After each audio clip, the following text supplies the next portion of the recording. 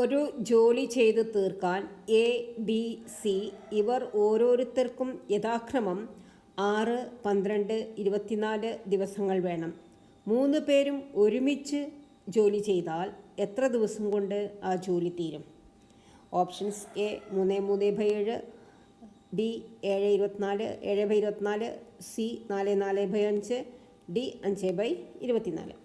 അപ്പോൾ ഇവർക്ക് ഓരോരുത്തർ ഒറ്റയ്ക്ക് ചെയ്യുകയാണെങ്കിൽ 6, 12, 24 ദിവസമാണ് വേണ്ടത്. 3 ആളും ഒരുമിച്ച് ചെയ്യുകയാണെങ്കിൽ അപ്പോൾ ഓരോരുത്തരും ഒരു ദിവസം ചെയ്യുന്ന പണി ഓരോരുത്തരും ഒരു ദിവസം ചെയ്യുന്ന പണി 1/6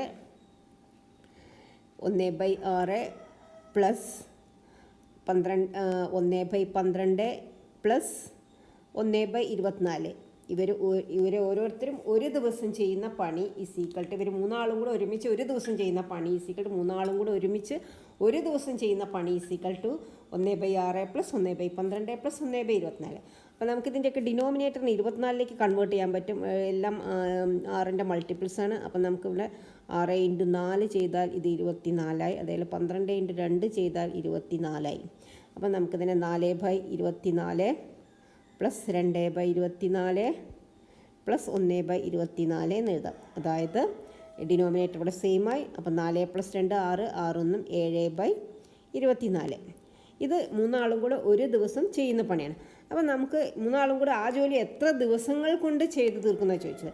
അപ്പോൾ ഇത് നമുക്ക് 1/7/24 ഈക്വൽ ടു 1 × 24/7. അതായത് 24/7 ദിവസം. ഇതിനെ നമ്മളൊരു 24/7 എന്ന ഈ ഓപ്ഷനിലില്ല. അപ്പം നമ്മൾക്ക് ഇതിനൊന്ന് മിക്സഡ് ഫ്രാക്ഷൻ ആക്കാം.